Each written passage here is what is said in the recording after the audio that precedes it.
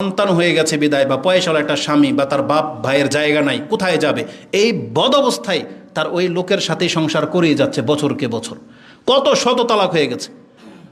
তা ইসলামকে নিয়ে এইভাবে ঠাট্টা বিদ্রোপ করা হচ্ছে, এগুলো সব তাদের অন্তর্ভুক্ত। তাহলে অন্তরের ভিতর আল্লাহর ভয় না থাকলে এটা হবে। রাসূলুল্লাহ সাল্লাল্লাহু আলাইহি ওয়াসাল্লাম তিনি আল্লাহকে কতটা ভয় করতেন একটা ঘটনা আপনাকে এখান থেকে নিতে হবে। ইকামত হয়ে গেছে, মসজিদে জামাত দাঁড়িয়ে গেছে, রাসূলুল্লাহ সাল্লাল্লাহু আলাইহি ওয়াসাল্লাম তাকবীর দিবেন, হঠাৎ মনে হলো তিনি জুনুবি অবস্থায় আছেন, গোসল ফরজ হয়ে আছে, বলছে আলা মাকানিকুম, তোমরা তোমাদের জায়গায় দাঁড়িয়ে থাকো। রাসূল দ্রুত ঘরে গেলেন, গিয়ে গোসল করে আসলেন। এটা কেন করলেন? একটা মানুষের অন্তরে আল্লাহর প্রতি কতটা ভয় থাকলে এটা সম্ভব। আমি আর আপনি হইলে কি করতাম? হয়তো লজ্জায়, আরে মানুষগুলো বলবো কি যে আজকে আমি দাঁড়িয়ে গেছি, গোসল ফরজ হয়ে আছে, আমি হয়তো লজ্জায় নামাজ পড়িয়ে দেব। কিন্তু মুহাম্মদ সাল্লাল্লাহু আলাইহি সাল্লাম দেখিয়ে দিয়েছেন তিনি আল্লাহকে কতটা ভয় পান। এটা ভয়ের ব্যাপার। আজকে আপনারা যারা উজু ছুটে যায় কেউ জানে না, কিন্তু আপনি কেন মসজিদ থেকে বেরিয়ে যান, কেন আবার উজু করে আসেন? এটা আল্লাহর ভয়।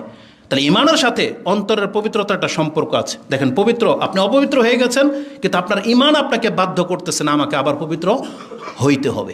এটা অনেক বড় একটা সেন্সিটিভ ব্যাপার। তো আপনি আল্লাহর কাছে দোয়া করবেন, আল্লাহুম্মা আতি নাফসি তাকওয়াহা, আল্লাহ তুমি আমার অন্তরে তাকওয়া ঢেলে দাও। ওয়া যাক্কিহা আনতা খায়রু মান যাক্কাহা, আল্লাহ তুমি আমার অন্তরটাকে পবিত্র করো, তুমি উত্তম পবিত্রকারী। আনতা ওয়ালিউহা ওয়া মাওলাহা, আল্লাহ তুমি এই অন্তরের মালিক এবং তুমি এই অন্তরের অভিভাবক। তার মানে অন্তর তো তোমার কথায় শুনবে, তো তুমি এটাকে গাইড করো। এভাবে রাসূলুল্লাহ সাল্লাল্লাহু আলাইহি ওয়াসাল্লাম তিনি আল্লাহর কাছে সবসময় অন্তরের পবিত্রতার জন্য দোয়া করতেন। ইমাম মুসলিম এটা কোট করেছেন 6799। তেমনি অন্তরকে পবিত্র করতে হলে আপনাকে সব থেকে বেশি যেটা করতে হবে সেটা হচ্ছে ইস্তেগফার। যত বেশি ইস্তেগফার তওবা করবেন তত বেশি অন্তর পবিত্র হবে। এই মর্মে ইমাম তিরমিজি এবং ইবনে মাজা তারা একটা হাদিস কোট করেছেন, জিকিরের অধ্যায়ে তাফসিরে পাবেন আপনি তিরমিজিতে 3334 3334 এবং ইবনে মাজাতে হাদিসটি 4224 রয়েছে। আনাবি হুরায়রা রাদিয়াল্লাহু তাআলা আনহু ক্বালা ক্বালা রাসূলুল্লাহি সাল্লাল্লাহু আলাইহি ওয়াসাল্লাম ইন্নাল আবদা ইযা আখতা খাতিআতান নুকিতাত ফি কলবিহি নুকতাতুন সাউদা, যখন কোনো বান্দা একটা অপরাধ করে, যে কোনো একটা পাপ, নুকিতাত ফি কলবিহি নুকতাতুন সাউদা, তার অন্তরের উপরে একটা কালো দাগ পড়ে। যদি সে এই পাপটা বাড়াতে থাকে তাহলে এটা অন্তরের উপরে কালো দাগটা বাড়তে থাকবে। যখন একটা জং পড়েছে কোনো মেটালের উপরে, আপনি এটাকে মুছেন নাই, এই জং বড় হতে থাকবে। এক পর্যায়ে এটা হাত্তা আলাইয়া রান এবং ঝঙে সেটা নষ্ট হয়ে যাবে। এই অন্তরটাকে শুদ্ধ করার জন্য আল্লাহ কি একটা নিয়ম রেখেছেন দেখেন। রাসূলুল্লাহ সাল্লাল্লাহু আলাইহি ওয়াসাল্লাম বলেছেন, ফাইজা হুয়া নাজা, যেই ব্যক্তির অপরাধ হয়ে গেছে, এখন অপরাধটা যদি সে থামিয়ে দেয়, তার অন্তরটা যে নষ্ট করে ফেলেছে, এতদিন সিগারেট খেয়েছে, নামাজ পড়েনি, পাপ করেছে, সুদ খেয়েছে, ঘুষ খেয়েছে, যতগুলো অপরাধ তার জীবনে আছে এগুলো সব সে অন্তরটাকে নষ্ট করে ফেলেছে।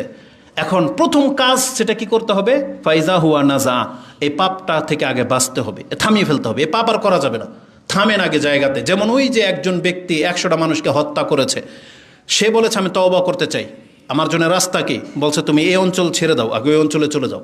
তার মানে জীবনটাকে পরিবর্তন করে ফেলতে হবে যদি আপনি তওবা করতে চান। যে অঞ্চলে পাপ হয়, যে সঙ্গীর সাথে পাপ হয়, এই সঙ্গী ত্যাগ করতে হবে, সেই স্থান ত্যাগ করতে হবে, প্রয়োজন সে সমাজ ছেড়ে দিতে হবে। এই জন্য কিন্তু আল্লাহ সুবহানাহু ওয়া তাআলা কোরআন একটা বিধান রেখেছেন, আলাম তাকুন আরদুল্লাহি ওয়াসিয়া, আল্লাহর জমিনকে প্রশস্ত না হে আমার বান্দারা। তার মানে যেখানে আল্লাহর দিন পালন করতে আপনি ব্যাঘাত ঘটবে, আল্লাহ বলে নাই যে আপনি রিজিকের বাহানায় সেখানে স্ট্রে করবেন, এটা বলেনি আল্লাহ। আল্লাহ বলছে আমার জমিন প্রশস্ত আছে, তোমার দিন হচ্ছে মূল, তুমি এটা পালন করার জন্য তুমি আল্লাহর জমিনে ছড়িয়ে পড়ো, কোথায় গিয়ে তোমার দিন টিকবে সেখানে চলে যাও। কিন্তু আমরা পয়সার কাছে হার মেনে যাই, আমরা ওই পয়সার কারণে, আমাদের শাহওয়াতের কারণে আমরা দিন ছেড়ে দেই, কিন্তু আমরা আমাদের অবস্থান পরিবর্তন করি না, না এটা হওয়া উচিত না। তো রাসূল সাল্লাম বলেছেন ওয়াহুয়া নাজা, যদি সে থেমে যায়, ওয়াস্তাগফারা, যদি আল্লাহর কাছে ক্ষমা চায়, ওয়া তাবা, যদি ফিরে আসে, সুকিলাত বা সুকিলু কালবাহু, তাহলে সে যেন তার অন্তরটাকে চকচকা করে ফেললো। তার মানে এটা এমন একটা বিধান, মানে অন্তরটা আল্লাহ যে কেন কসম খেয়েছে, ওয়ানাফসি ওমা সাওয়াহা, আমি কসম করছি যেই অন্তরটাকে বানিয়েছে, মানে আল্লাহ নিজে নিজের কসম খেয়েছেন এবং এই অন্তরের শপথ নিয়েছেন। যে আল্লাহ বলেছেন যে এটার অন্তরের শপথ, আপনার বডির কোনো অঙ্গের শপথ আল্লাহ করেননি, শুধু এই অন্তরের। কেন জানেন? এই অন্তর এমন একটা সেন্সিটিভ, এটা চোখের কিডনির মতো না। কিডনি, চোখ, ফুসফুস, হাত পা এগুলো ভেঙে গেলে জোড়াল হয় বা ঠিক হয়, কিন্তু পূর্বের মতো হয় না। কিন্তু অন্তর এমন একটা জিনিস, এটা যদি শক্ত হয়ে যায়, মরে যায়, এমনকি কাফেরের অন্তর কত শক্ত, যদি সে লা ইলাহা ইল্লাল্লাহ বলে নেয়, কোনো পাপে যদি তওবা করে নেয়, 100টা হত্যার পাপ তার অন্তরে, কিন্তু সে শুধু তওবা করে নিয়েছিল, সুকিলা কালবহু, বলা হয়েছে মায়ের পেট থেকে জন্মায় একটা শিশু যে অন্তর নিয়ে, একটা তওবাকারীর অন্তর ওই রকম পরিষ্কার হয়ে যায়। তাহলে অন্তরকে পবিত্র করতে হলে তওবার বিকল্প নাই। এজন্য আমাদেরকে বেশি বেশি ইস্তেগফার করতে হবে, তাহলে আমাদের অন্তর পবিত্র হবে। তো এইভাবে আমাদের প্রত্যেকটা জিনিসকে খেয়াল রাখতে হবে। ইমানদারদের সাথে তার অন্তর, তার জবান, তার দেহ, তার পোশাক, তার স্থান, প্রত্যেকটা জিনিসকে পবিত্র রাখার আদেশ করা হয়েছে। এইটাই হলো ইসলামের বৈশিষ্ট্য। এই পবিত্রতাকে নিয়ে আমরা কথা বলতে চেয়েছিলাম, যদি সময় পাস হয়ে গেছে। জাস্ট আমি আপনাকে যদি এটা এহসাস জাগাইতে পারি আপনার অন্তরে, তাহলে আমার সাকসেসতা চলে আসবে। সেটা কি? যে মুসলিম হিসাবে আপনাকে পবিত্র হওয়ার মেন্টালিটি রাখতে হবে, যে আমি সবসময় পাক সাফ থাকবো। কিন্তু মুসলিম কেন এত নোংরা? মুসলিমদের বাথরুমগুলো দেখেন, আমরা তো সফর করি ইচ্ছা করে। এই যে পয়সাওয়ালাদের কথা বলি, যারা গাড়ি নিয়ে বিচরণ করে বা যারা এই পাবলিক কাজগুলো করেন, যারা ওই গাড়ির সেক্টরে, যানবাহনের সেক্টরে আছেন, আচ্ছা একটা কাজ করলে নিজেকে নোংরা করতে হবে, এটা জরুরি? কাজ যত ছোটই হোক, একটা মানুষ সম্ভ্রান্তভাবে বা সম্মানিত হয়ে কেন বাঁচতে চায় না, বা কেন শিখে না এটা? একটা হত দরিদ্র, ওর হাতটা একটু পরিষ্কার থাকবে, এটা কিসের বাধা? হ্যাঁ, যারা ময়লার কাজ করে তার হাত ময়লা থাকবে, এটা স্বাভাবিক, কিন্তু সবসময় সে ময়লা রাখে? খাওয়ার সময় কি ধোয় না? তার মানে ধুয়ে তাকে খাওয়া উচিত। সে বাথরুমে বসে, সে উঠে আসার পরে তার কমোডের দিকে একবার ফিরে কেন তাকায় না?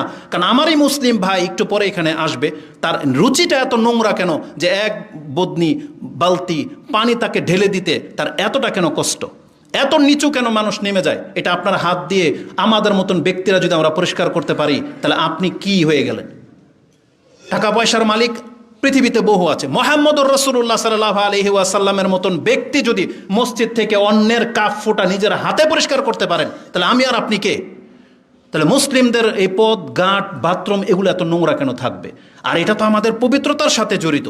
পবিত্রতার সাথে জড়িত না? এটা আমাদের ইবাদতের সাথে তো জড়িত।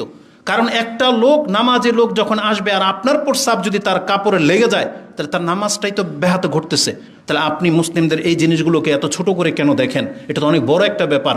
উপরন্ত এই জায়গাটাতে যদি আপনি কাজটা করতেন, অন্য যেটা আমাদের সাথে বেশিরভাগ ঘটে, সুবহানাল্লাহ, এই জন্য লজ্জা পাই, আমার পরে যদি যে আসবে, হয়তো সে অপ্রীতিকর কিছু দেখলে ভাববে যেটা আমি করেছি, বাধ্য হয়ে আমাকে পানি ঢালতে হয়। তাহলে এমনটা কেন হয়েছে?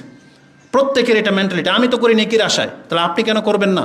তাহলে আপনি এটা করেন। মুসলিমদের সমাজ, মুসলিমদের রাস্তাঘাট, রাসূলুল্লাহ সাল্লাল্লাহু আলাইহি সাল্লাম কত চমৎকার উপদেশ দিয়েছেন যে রাস্তা থেকে একটা কষ্টদায়ক বস্তু তুলে ফেলে দিলে এটা তার আমলনামার মধ্যে সাদকার নেকি লেখা হবে। কাফেররা কোনো নেকি পায় না, কিন্তু ওদের রাস্তাঘাট পরিষ্কার। ওরা দুনিয়ার স্বার্থে করে, বেঁচে থাকার স্বার্থে করে, কিন্তু আমরা তো পরকাল তার চেয়ে বড়টা, যেটাতে করলে আল্লাহর কাছে কিছু পাবো। এত নোংরা কেন মানুষ? না, মানুষের অন্তরটাকে পবিত্র করতে হবে। আসলে আমাদের অন্তরটাই নোংরা। অন্তরটাকে আগে পরিষ্কার করতে হবে, তাহলে দেহ পবিত্র হবে। ঘরের ভিতরে যে কি অবস্থা মহিলাদের, বা আপনারা যারা জানেন বা কিছু, ইবাদত খুব সেন্সিটিভ জিনিস। খাদ্যের ক্ষেত্রে, হায়েজ নিফাসের ক্ষেত্রে, এই যে সহবাসের ক্ষেত্রে, বীর্য, মজি, প্রস্রাব, পায়খানা, এগুলোর খুব কঠিন হুকুম। কিন্তু নামাজের আগে এগুলো ফরজ হয়েছে যে একটা মুসলিমকে পবিত্র হইতে হবে। আমি এই বিষয়টাতে আপনাকে নজর দিতে চাচ্ছি। মুসলিম যেমন পবিত্র হবে, তার অন্তর শিরক থেকে মুক্ত, তেমনি মুসলিমের পোশাক থাকতে হবে প্রস্রাব পায়খানা থেকে মুক্ত। মুসলিমের হায়েজ নেফাজ অবস্থায় যে নিয়মগুলো নিষিদ্ধ, কোনো মুসলিম পুরুষ মহিলার জন্য জায়েজ নাই ওই অবস্থায় সহবাস করা। কারণ ইসলামের এটা কিন্তু আইন, বিধান, আপনাকে এগুলো মানতে হবে। কিন্তু আমাদের কাছে যেগুলো আমরা দেখতে পাচ্ছি প্রশ্নের মাধ্যমে নেটে, মুসলিমদের চরিত্র হয়ে গেছে কাফেরদের মতো। না, এটা মোটেও কাম্য নয়। আমরা আমাদের যুবকদেরকে, আমাদের মুসলিম ভাই বোনদেরকে আমরা বলতে চাই, পবিত্র জীবন যাপন করেন। এই ঠান্ডার বাহানায় আপনি সারা রাত ভরে নাপাক থেকে যাবেন, ফজরও পড়বেন না, ওই সকাল 10টা না বাজলে আপনি আল্লাহর কাছে কি জবাব দেবেন? এই জন্য সতর্ক, সাবধান হন। আমরা মূলত এই বিষয়গুলো নিয়ে কথা বলতে চেয়েছিলাম। এবার পবিত্রতার মর্যাদা নিয়ে একটা কথা বলি। ইসলাম সবচেয়ে মর্যাদাপূর্ণ দিন। দিনে হক হওয়ার দিক থেকে এই পবিত্রতার বিধানটা প্রমাণ করে যে ইসলাম শ্রেষ্ঠ ধর্ম, ইসলাম মধ্যম পন্থা। এই পবিত্রতার হুকুম আপনি পড়লে বুঝতে পারবেন যে ইসলাম কিভাবে মধ্যম পন্থা হইল। তার একটা নোক্তা আপনাকে বলে দিই। কোনো কিতাবের মধ্যে দেখতে পেলাম, হিন্দুদের পবিত্রতা সম্পর্কে কোনো চ্যাপ্টার নাই, ওদের কোনো পবিত্রতা সম্পর্কে কোনো চ্যাপ্টার না, মানে সহবাস করেছে, বীর্য বেরিয়েছে, মজি বেরিয়েছে, হায়েজ হয়েছে, এই মহিলা কিভাবে পাক হবে ওদের কিতাবের মধ্যে কোনো বিধান নাই। প্রস্রাব পায়খানা করে আসছে, প্রস্রাবের কাপড়ে পড়ুক না কোথায় পড়ুক ওদের কোনোই নাই, পবিত্রতা হওয়ার কোনো ব্যাপার নাই। তাহলে শিথিল একদম নিচের ধর্ম। আর আমাদের পূর্বে বনী ইসরায়েলদের ধর্মের মধ্যে ছিল অনেক কঠোরতা, যেখানে প্রস্রাব লেগে যাবে ওই কাপড়ে কেটে ফেলে দিতে হইতো, নাকি চামড়াত লাগলে চামড়া ঘষে ছিঁড়ে ফেলতে হইতো, এতটা কঠিন ছিল। কিন্তু ইসলাম মধ্যম পন্থা, ইসলাম আপনাকে পবিত্রতাও শিখাইছে, আবার সহজ পন্থায় যে যেখানে ময়লা ধুয়ে নিলেই পাক।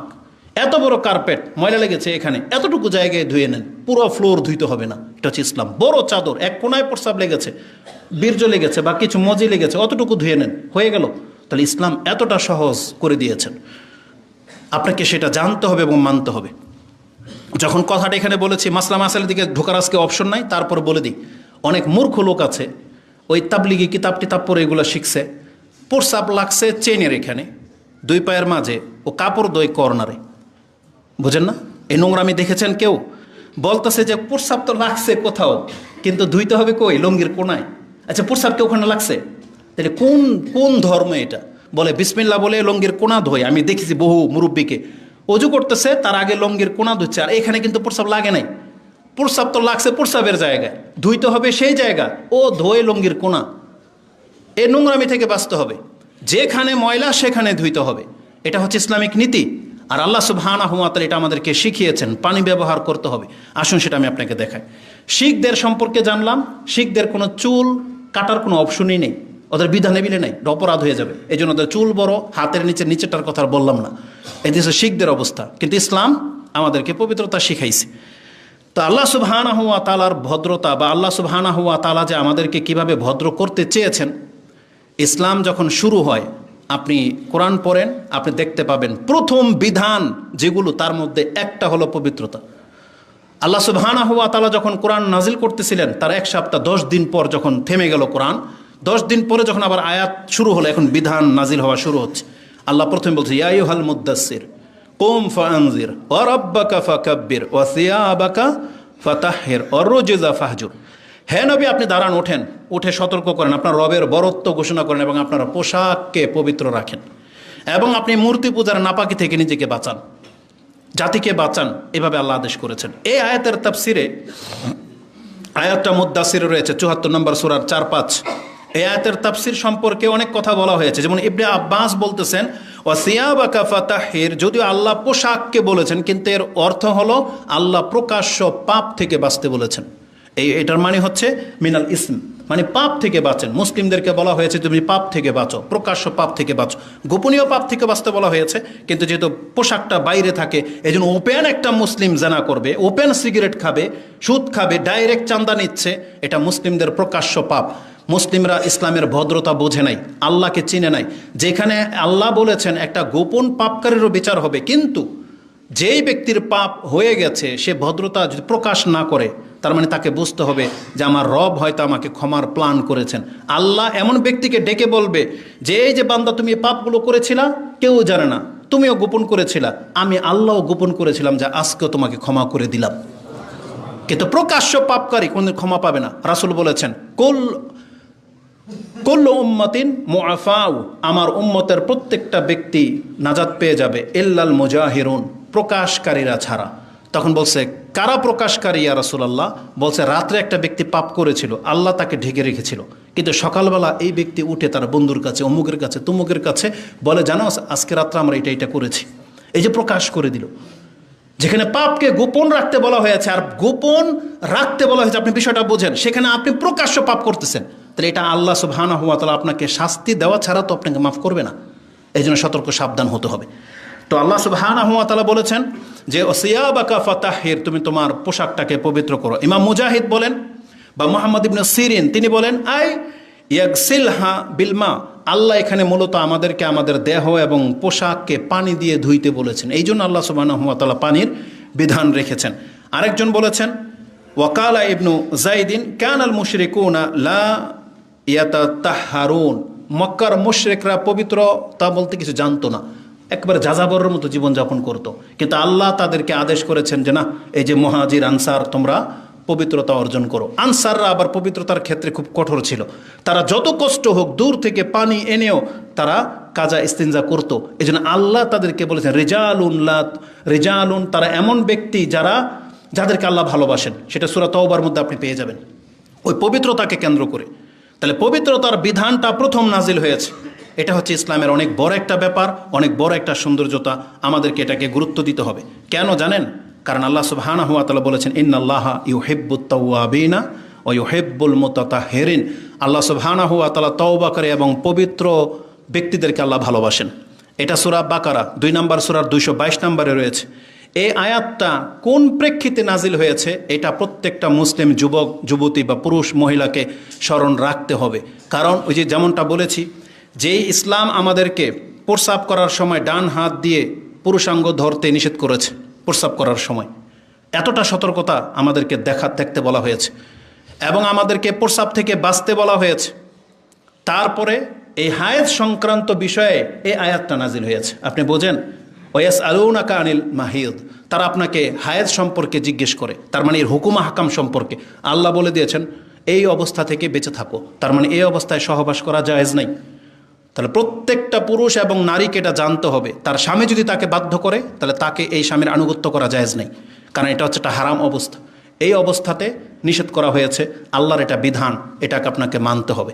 এই জন্য যে কোনো নাপাক অবস্থায় কতটা সেন্সিটিভ আপনি দেখেন। পবিত্রতা এত গুরুত্বপূর্ণ, নামাজের মতন একটা ইবাদত, তাওয়াফ করবেন, এগুলোর জন্য পবিত্রতাকে শর্ত করা হয়েছে। তেমনি সহবাসের জন্য পবিত্রতাকে শর্ত করা হয়েছে। আপনি এটা নতুন শুনবেন, বলে কি কোন পবিত্রতা? মানে সে হায়েজ নেফাস থেকে যখন মুক্ত হবে, সে গোসল করে যখন পবিত্র হবে, তখন তারপর আপনার জন্য জায়েজ। দুঃখজনক হলে সত্য, আমাদের একজন বড় শেখ, তিনি মিডিয়াতে খুব জোরালো কথা বলে, তার এই ক্ষেত্রে মনে হয় মিস্টেক হয়েছে। তিনি বলেছেন যে না, ওই যে ইমাম আবু হানিফার মত নাকি এটা, যে হায়েজ বন্ধ হয়ে গেছে মানে পাক, এখন আপনি সহবাস করতে পারবেন। কিন্তু জমহুর ওলামা বা সালাফি এবং ইমাম শাফি, মালিক, আহমদ ইবনে হাম্বল, তাদের সবার মত হচ্ছে না, হায়েজ থেমে যেতে হবে, তারপর আবার গোসলও করতে হবে, তারপরে তার সাথে সহবাস করা জায়েজ হবে। এইরকম ব্যাপার আছে। তাহলে আমার মনে হয় ওটা বেশি ঠিক, যে হায়েজ বন্ধ হয়ে যাওয়ার পরে মহিলা যখন গোসল করে নেবে তখন সে পবিত্রতা অর্জন করে নিল, এখন তার স্বামীর জন্য জায়েজ, তার আগ পর্যন্ত না। এই জন্য বিষয়টা খুব সেন্সিটিভ। আমরা আমাদের মুসলিম ভাইদেরকে পবিত্র রাখতে চাচ্ছি, আমরা নিজের জন্য পবিত্র থাকতে পারি। আল্লাহ তুমি তৌফিক দান করো, আমিন। কেন এই বিধানগুলো আপনাকে মানতে হবে? আপনার কাছে কঠিন মনে হচ্ছে, মূলত এটা কঠিন না। আমি খুতবার অনেকগুলো কথা ছিল, সব স্কিপ করে দিয়ে শুধু আল্লাহ সুবহানাহু ওয়া তাআলার উদ্দেশ্যটা আপনাকে জানিয়ে দিই। আল্লাহ কেন আমাদেরকে পবিত্র জীবনযাপন করতে বলেছেন, কেন রাসূলুল্লাহ সাল্লাল্লাহু আলাইহি সাল্লাম বলেছেন ঘুম থেকে উঠে তুমি তোমার হাতটাকে পাত্রে ডুবিয়ে দিও না, আগে আলাদা পানি নিয়ে হাতটাকে ধুয়ে নাও। এগুলো জানার ইচ্ছা হয় না আপনার? এগুলো জানলেও কি আপনি বুঝতে পারতেছেন না যে ইসলামটা কি, আল্লাহ আমাদেরকে কেমন জীবনযাপন দিতে চাচ্ছেন বা কি পছন্দ করেন আল্লাহ? এগুলো আপনাকে আমাকে নিতে হবে। এটা খুবই গুরুত্বপূর্ণ বিষয়। আমি হয়তো বুঝাইতে ব্যর্থ, যে আমি হয়তো বুঝাতে পারতেছি না আমি কি বুঝাতে চাচ্ছি, কিন্তু আমি আমাদের মুসলিম ভাইদেরকে বলবো, মুসলিম মানে পবিত্র, মুসলিম মানে হালাল খাবে, মুসলিম মানে ভালো চিন্তা করবে, এমন হইতে চেষ্টা করে। এটা আমরা বাধ্য, এটা হইতে হবে আমাদেরকে, তাহলে আমাদের সমাজ সুন্দর হবে না। আল্লাহ সুবহানাহু ওয়া তাআলা আমাদেরকে বলতেছেন, বান্দা তোমরা ভয় পেও না বা তোমরা মন খারাপ করো না, আমি কেন তোমাদেরকে পবিত্রতার বিধানটা দিয়েছি। মা ইউরিদুল্লাহু লিয়াজআলা আলাইকুম মিন হারাজ, আল্লাহ তোমাদের উপরে বোঝা চাপিয়ে দিতে চান নাই, আল্লাহ তোমাদের জন্য কঠিন করতে চাননি। ওয়ালাকিন ইউরিদু লিইউতাহহিরাকুম ওয়া লিইউতিম্মা নি'মাতাহু আলাইকুম লাআল্লাকুম তাশকুরুন, আল্লাহ চেয়েছেন তোমাদেরকে পাক পবিত্র রাখতে। মানে আল্লাহ নিজে যেমন পাক পবিত্র, আল্লাহ আমাদেরকেও পাক পবিত্র রাখতে চেয়েছেন, এটা আল্লাহর ইচ্ছা। আল্লাহ বলছে আমি চাই আমার বান্দারাও পাক পবিত্র থাকুক, এবং আমি আমার নিয়ামতকে পূর্ণ করে দিতে চাই তাদের জন্য, যাতে করে তারা আমার শুকরিয়া আদায় করতে পারে। এটা আল্লাহ সুবহানাহু ওয়া তাআলা সূরা মায়দায় ওই যে তায়াম্মুমের অধ্যায়ের মধ্যে এটা উল্লেখ করেছেন, 6 নম্বর আয়াতে আপনি পেয়ে যাবেন। এজন্য আমি আমাদের মুসলিম ভাইদেরকে বলবো, চরিত্রটা ইহুদি নাসারা খ্রিস্টানদের মতো করে দিয়েন না, ওদের